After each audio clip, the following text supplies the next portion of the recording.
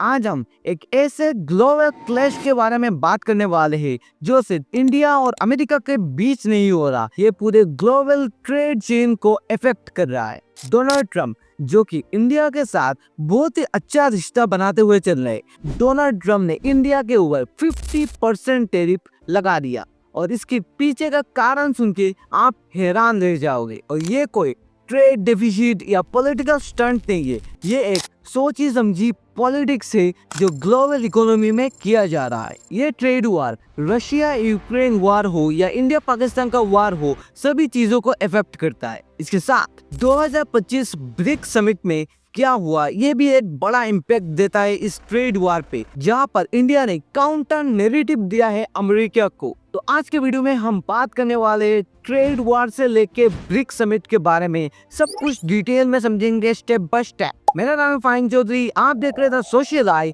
Let's begin. Trump सरकार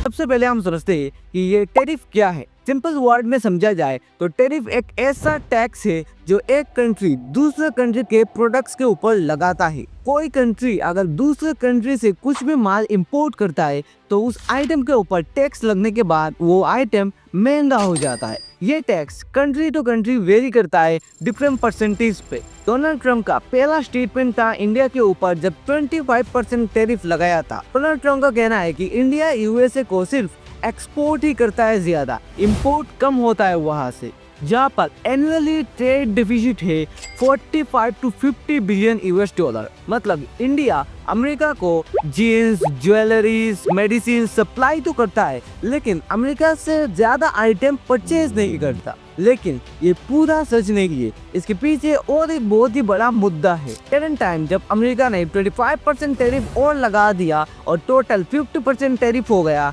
तब उनका स्टेटमेंट कुछ ऐसा था, इंडिया रशिया से ऑयल खरीदता है जो कि रशिया यूक्रेन फाइट में मदद कर रहा है रशिया को। उनका कहना है कि 2021 तक इंडिया रशिया से सिर्फ 1% ऑयल ही परचेज करता था, लेकिन 2024 आते आते ये परसेंटेज 1 से लेके 40% तक आ गया और ये सारे millions of dollars Russia Ukraine war पे लगाता है। टाइमलाइन की बात करें तो जुलाई 2025 जहां पर अमेरिका ने इंडिया के ऊपर 25% टैरिफ एक्सपोर्ट्स पे लगा दिया था।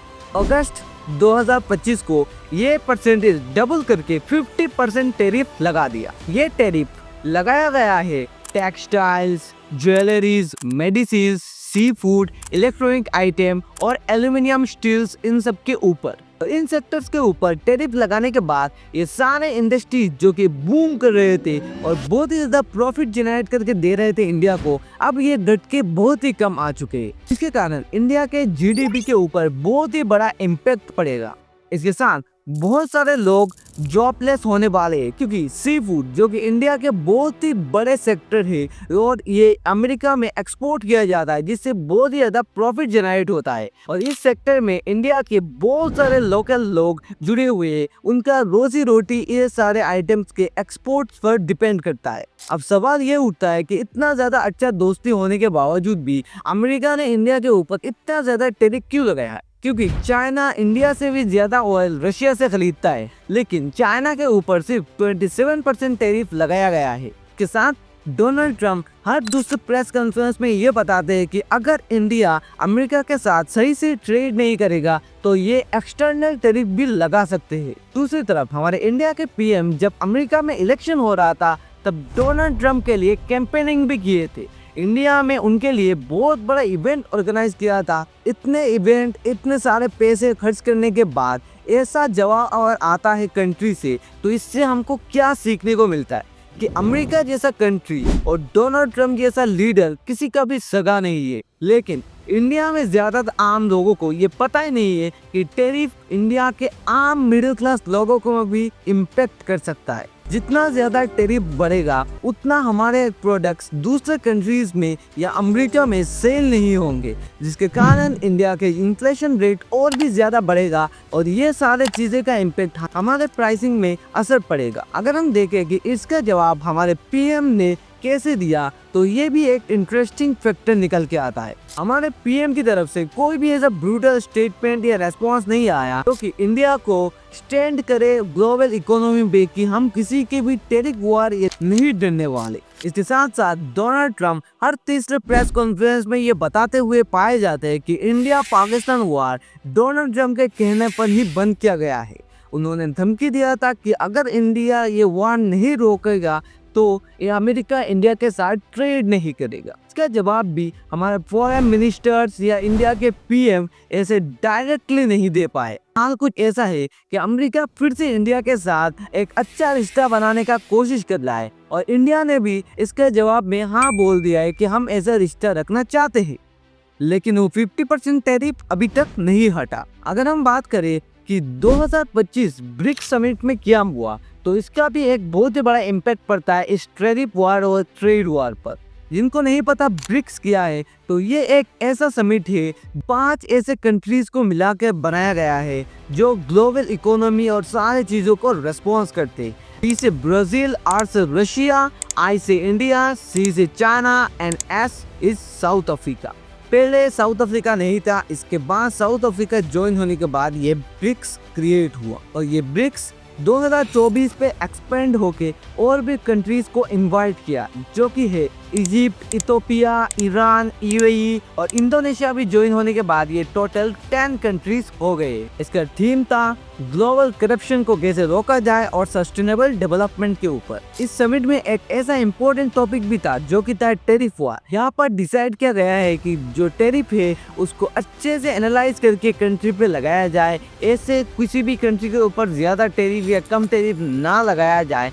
इसके साथ ग्लोबल गवर्नर रिफॉर्म, इसके साथ क्लाइमेट चेंज, हेल्थ, एजुकेशन, इन सारे टॉपिक्स के ऊपर ग्लोबली बात किया गया है। जियोपॉलिटिक्स की बात करें तो रशिया यूक्रेन वॉर, गाजा, फिलिस्तीन, इंडिया पाकिस्तान वॉर, इन सारे चीजों के ऊपर ही बात किया गया है। हमारे पीएम ने पहलगाम अटैक के ऊपर भी बात किया है जहां पर जीरो टेररिस्ट एक्टिविटीज के ऊपर अच्छी से अच्छी स्ट्रिक्ट कानून लाया जाए। सारी चीजों को डिटेल में देखने के बाद और एनालाइज करने के बाद ये समझ में तो आ गया कि कोई भी कंट्री किसी भी कंट्री के ऊपर ज्यादा टैरिफ लगा सकता है। इसके ऊपर एक अच्छा कानून लाना जरूरी है जो कि ग्लोबली सारे कंट्रीज को एक अच्छा और फ्रेंडली एनवायरनमेंट बनाने में मदद करे। जहां पर इंडिया के पॉलिटिशियंस को भी ये समझना चाहिए कि कोई भी कंट्री हमारे इंडिया के ऊपर इतना ज़्यादा टैरिफ लगाने के बाद अचानक से दोस्ती का हाथ फिर से बढ़ा रहा है तो इतना जल्दी रिस्पॉन्स करने का कोई ज़रूरत नहीं है। इंडिया के पीएम को भी ये समझना चाहिए कि सबसे ज़्यादा ट्रेवल अगर किसी कंट्री पे किया है तो वो अमेरिका था और अमेरिका ही ऐसा कंट्री है जिसने इतना ज़्यादा टैरिफ इंडिया के ऊपर लगा दिया। इतना अच्छा दोस्ती होने के बावजूद और इतने सारे पॉलिटिकल कैंपेनिंग में मदद करने के बावजूद भी इंडिया को ये सब देखना पड़ा, तो इसके जिम्मेदार कौन है ये भी हमको समझना चाहिए। तो ये था इंडिया यूएस का टैरिफ वॉर और ब्रिक्स समिट का एनालिसिस। आपको क्या लगता है कि इंडिया को और भी ज़्यादा एग्रेसिव वे में रेस्पॉन्स करना चाहिए था अमेरिका को? अपना ओपिनियन कमेंट बॉक्स में ज़रूर बताइएगा। वीडियो अच्छा लगा तो वीडियो को लाइक कर देना, चैनल में नए हो तो सब्सक्राइब कर देना और जितना हो सके इस वीडियो को उतना ज़्यादा शेयर करना, क्योंकि लोगों को टैरिफ और ये सारे ब्रिक्स, नाटो, G20 इन सब के बारे में पता नहीं, तो लोगों को जागरूक करना हमारा जिम्मेदारी है। मेरा नाम फाइन चौधरी, आप देख रहे हैं सोशल लाइव। मिलते हैं और एक सच के साथ। जय हिंद।